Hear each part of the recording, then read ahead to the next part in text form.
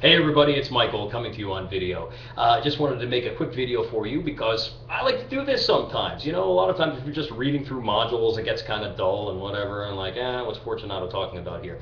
Well, now you get to actually see me in person, and I really like the opportunity to come at you with it's amazing what can be done with a webcam. I'm coming at you from my office in State College. As you can see, it's really exotic. I've got bookshelves here with a lot of economic development literature. I've got a coat hanger that will be filled with my coat as it gets colder. I've got a nice blank wall with some kind of asbestos-y looking pipes up there, and it's, and a nice little window with a view of the, if you're familiar with Penn State, we've got a view of some pine trees and the Forum building out there. It's all very nice. So this is where I like to shoot most of my videos, and it's a nice peaceful place anyhow. So just wrapping up on a Friday afternoon now, I wanted to talk about Module 3 a little bit. Module 3 is a team-based exercise. If you haven't already started and you haven't signed up, sign up! Definitely sign up this week because we've got 1 week to work on this. It's due on the 16th at about 11:59 p.m. So please let me know how you're doing with that and that you're making progress. If you need any extra time or whatnot, but please try to make that deadline if you can. When you sign up for a team, you'll be signing up for one of 5 states, either California, New York, Florida, Texas, or Pennsylvania. I'm pretty sure of the 5. And I want you to pick a county within that state with your teammates. County that interests you. It can be a city. It can be in the middle of a rural area. Something that you find interesting that you'd like to study.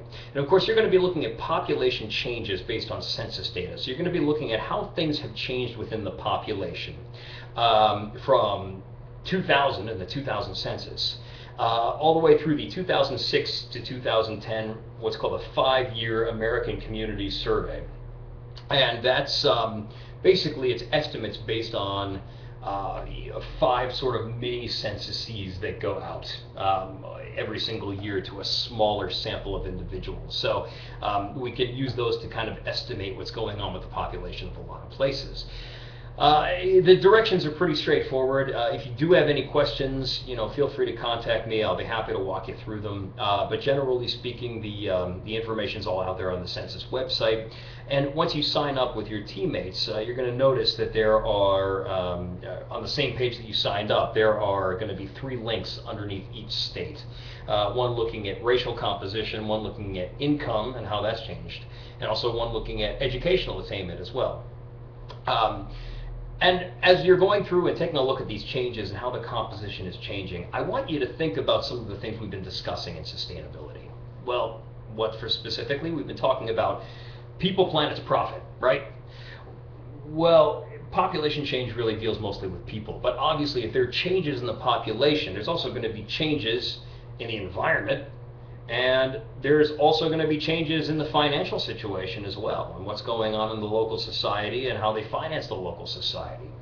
It's pretty easy to figure out what happens to all of those when you've got an area that's growing. We're going to take a look at Las Vegas later this semester. That's a great example of a boom town. So the population is exploding. We know that the municipal finance coffers are probably doing quite well with all that new tax revenue that's coming into town.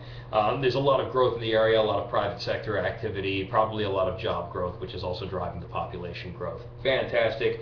Is it going to increase the footprint of the town? Certainly is. That's a pretty easy situation.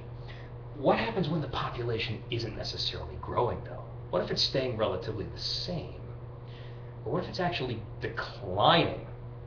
What does that say for both the environmental footprint, because you still have abandoned buildings there from before, you have abandoned factories and whatnot, and how about the municipal finance situation? Losses in tax revenue. What does that mean for the municipality's ability to be able to give services to its population? It's a pretty tricky situation. And just because a population isn't growing, and you might see this actually, depending on the places that you choose, you might notice that even if a population isn't growing, that doesn't mean it's not changing too. And those changes can have equal impacts on the sustainability of the place, or factors that affect the sustainability of the place. So what are we trying to do here? We're trying to understand how populations change over time, how they can change, what sort of patterns you see, and then try to match those up with some of the changes that have been happening environmentally and also in terms of the financial aspects of the communities that we study. Right now we're focusing on those population changes, but I want you to think about how that might affect other elements of the local society, because as we do these analyses and understand the populations and how they change, we'd also like to know what might be some of the other situations that one currently faces in populations that are undergoing change. And the truth is, most of them are in some way or another. So it's a pretty exciting little assignment. I hope this gets you familiar with some of your other fellow colleagues in the class, and your fellow, you make some good teammates, and hopefully find some new people to talk to. And again, I'm open if you have any questions about anything regarding the assignment or anything else development related. But I'm so glad to see that you're already coming out with big ideas in the discussion forum. Let's keep up the momentum. We'll keep talking about it there. And it's been great getting to know you just a little bit this week. I'm sure we'll continue to do that as time goes on. So anyway, that's it for my first video. I'm going to put these up every so often, and if you like the video format, that's great. Let me know. I'll be happy to produce some more for you. Other than that, have a wonderful weekend. It's great seeing you all. See you again real soon. Cheers.